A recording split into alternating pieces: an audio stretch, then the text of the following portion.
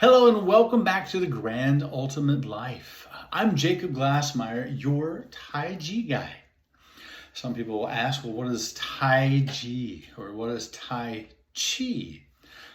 Grand Ultimate is what it means. And how can we find or create, embody through the philosophy and the movements of Tai Chi for a more grand ultimate version of you? Now, in Qigong, Qi is this vital life force. Some people will say that that word is Qi. Phonetically, yeah, I guess, but it's Ji, like Glassmeyer, right? Ji. And Qigong is to work with your transform and create, embody, feel more of, right? Gong, of your vital life force, your energy. Yes, the force is with you.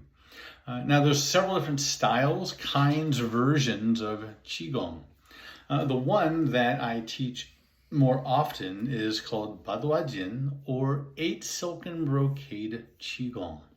Now, there are 8 movements. There's no particular order in which you do them in, but as my teacher taught me, I teach others in that same order. It just keeps things a better flow, more harmony.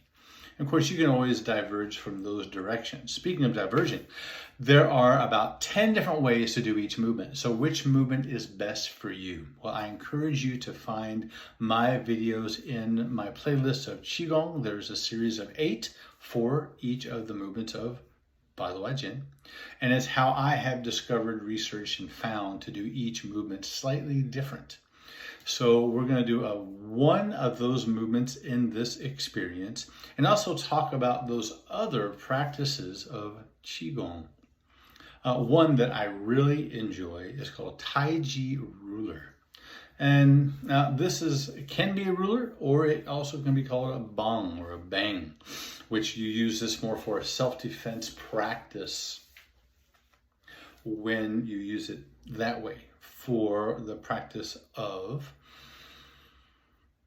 Tai Chi Ruler. It rests into the palms of the hands, right? We know there's a acupressure point right here. And we hold on to it gently. There are a multitude of different ways to do the movements, including doing or practicing your Tai Chi form holding on to the ruler. We'll do one of those movements as well. Stay tuned to the end. Also, there is teacup, or serving the teacup, or the dragon serves the tea. Anyway, you use something like a teacup, preferably something that's not going to break. And I have a miso soup bowl. And so this is what I use when I teach the movement of serving the tea, or teacup Qigong. Now this one really gets the body into a great range of movement that, well, you never really go into during the course of the day. So we're going to do one time through just to demonstrate. So when we start with our movements of Qigong, I encourage you to first just go through the choreography of it, right? You're breathing already, so just let the breathing be breathing, right? And then start to learn the choreography. How is it that the body moves through the movement that is in harmony with you? So when I demonstrate the movement, if your body says, well, I can't go into that range, well, then you regress the movement. So now it becomes more particular to you, in hopes that in the future, that the body will open up and allow you to have this greater range of mobility. So in the movements of Qigong, what and how does it affect the body? In the physical self, right, what we can see and touch is that it opens up the range of movement that our body can do. So we work on mobility, right? Some people call it stretching. I don't like that word. So it's mobility management, right? Opening up our tendons, ligaments, muscles, opening up some ranges there within the fascia. Our parasympathetic nervous system get to boost our ability to chill, right? Regulating our nervous system.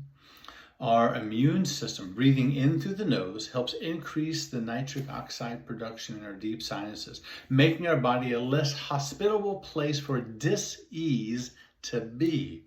Not to mention, to mention, that the other system in our body, our lymphatic system, that helps to give a little pulse, a little kick, a little shot of espresso, if you will, for our lymphatic system. It doesn't have a pump, so we have to give it a pump, and Qigong does really exactly that. The other part, focusing on your Qi, is to experience it, right? Not necessarily taking you into a guided imagery of where you feel maybe your pathway of your Qi, but just experience your body as the radiant you. We have our EKGs, our EEGs, our thermometers, lots of things to, in a clinical setting, see how our energy is, what's moving, what's not moving. So in our movements of Qigong, that we have that ability to feel those movements and maybe even experience them on an internal side.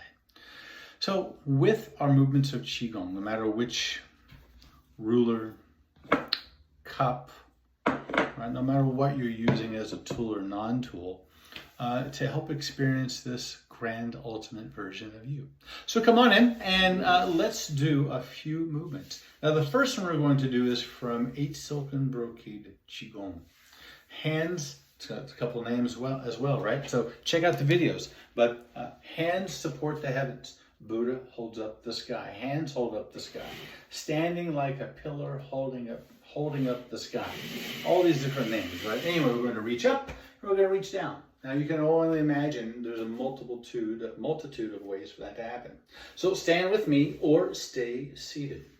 If you're seated, ankles under knees, back slightly forward off the chair if comfortable.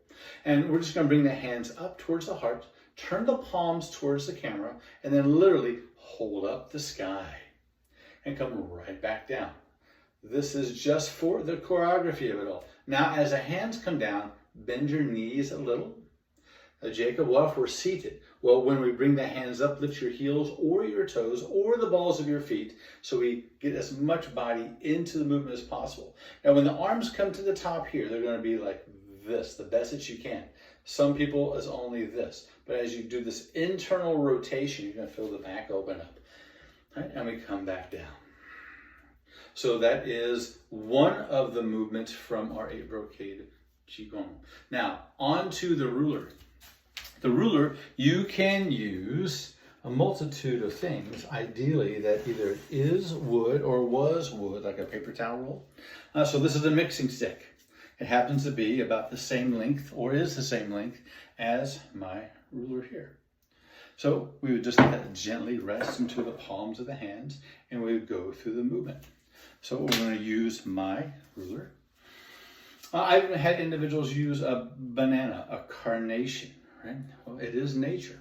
So we're going to focus on the nature of ourselves. And this is a very simple one, in the same guidance of what we just did, reaching up and coming down. So now the hands are connected. This may change your range of movement. We bring in, now here we're going to bring the elbows back, open up the chest. And then as we extend up, we tuck the elbows in, the elbows become now the forearms in line with each other so they're not flaring out, right? And then we extend up. Feel that the shoulder blades draw together behind, and then we come right back down, sinking down, right? So breath in, breath out.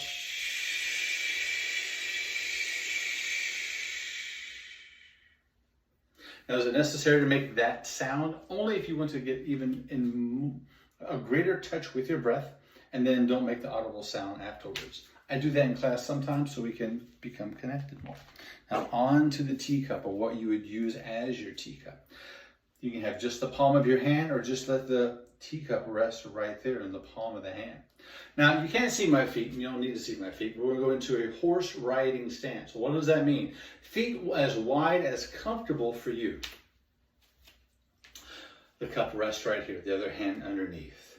Now begin just to shift. And again, this is just for the choreography's sake of the movement. Sinking side to side. Now we don't rise and sink down. We stay even with the earth.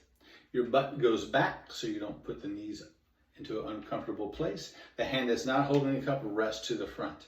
Now here we go. We're going to extend the arm out, Bring it, tuck it into the shoulder. Notice I've shifted to this side. When I come to the center, turn the elbow out. The cup goes over what the top of your head is for you. Shift the weight to the other side, and like an elevator coming down to the first floor, the teacup sinks down, spirals around. We come back to center of body, and then serve the tea. We rise. Right? So let's do it one more time. We breathe in. Sink back against the wall type of lean. Exhale. Spiral around, serving the tea. Splendid. Thank you so much for joining me. Again, I'm Jacob Glassmeyer, your Tai Chi guy in this vlog of the Grand Ultimate Life. So whether you try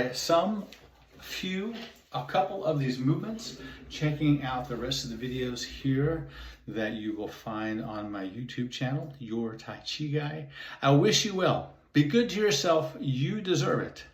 And may you all have a grand ultimate life.